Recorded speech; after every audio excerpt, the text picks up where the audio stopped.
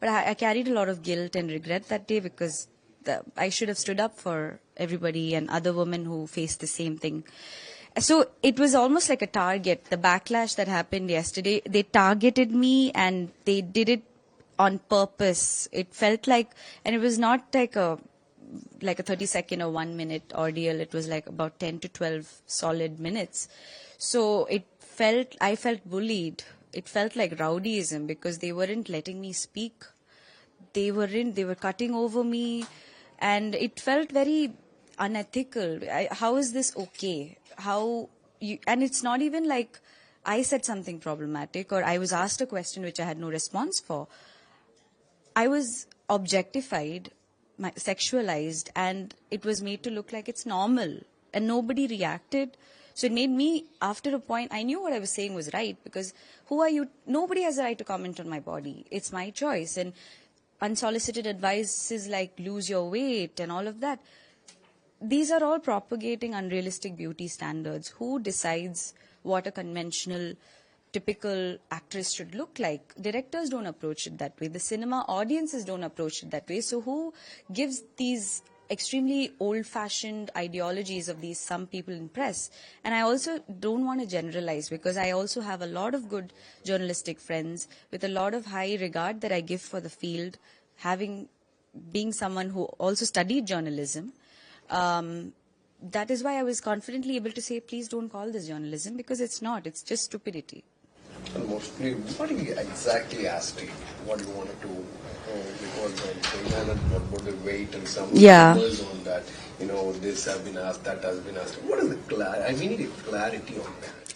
What exactly happened was the actor, my co-actor, was asked, we see you're picking her up in some romance sequences.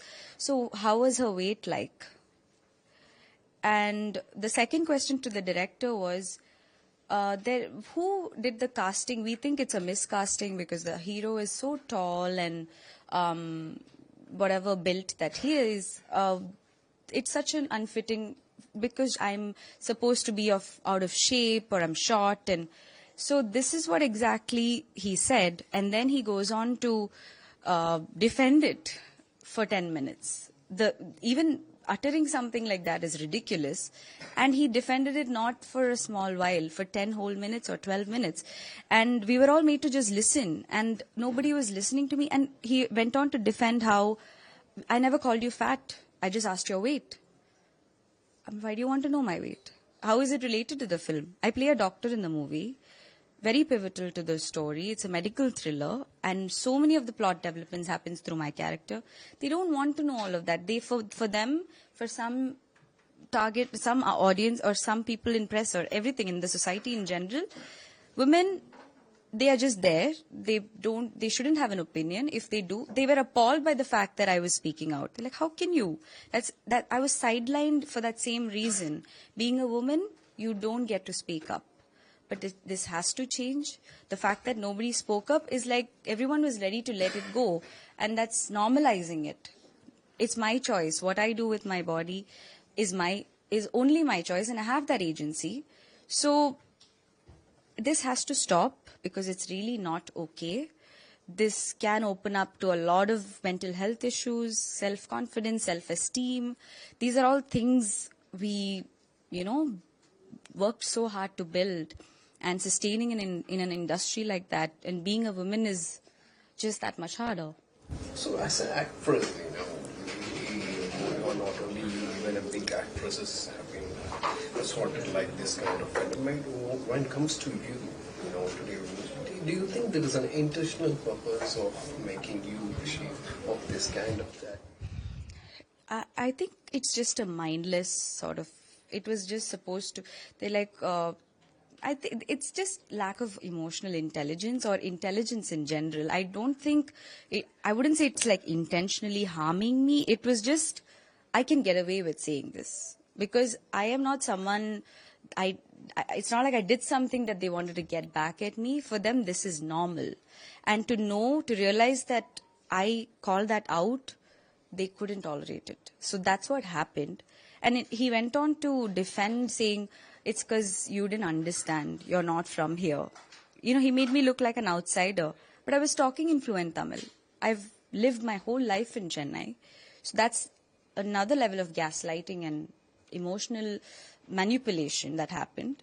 And also, he also said, take a joke. We've always supported you. You've been bubbly and cute. Who is making these adjectives? You can find it like a positive adjective. If I'm finding it offensive, give me that space. I said, that's your perspective. This is my perspective. You have shown no respect. So don't expect me to give you back respect. But I did. The thing is, I did listen to them. I didn't react. I was responding.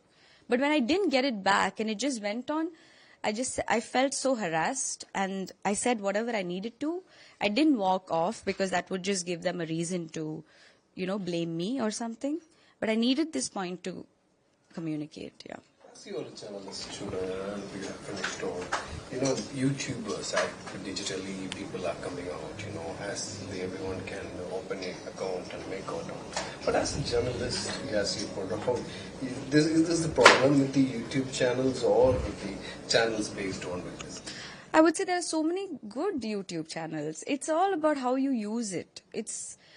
I just feel like that it's a tool, it's a platform. It's a choice. I can use it however I want.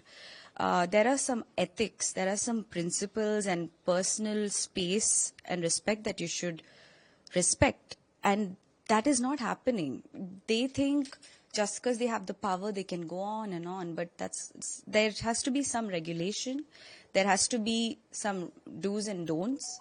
Some form of organization has to come. Like, it's so unorganized right now. Like how I'm sure print and the media, the TV satellites have it. Even in social media, it has to come.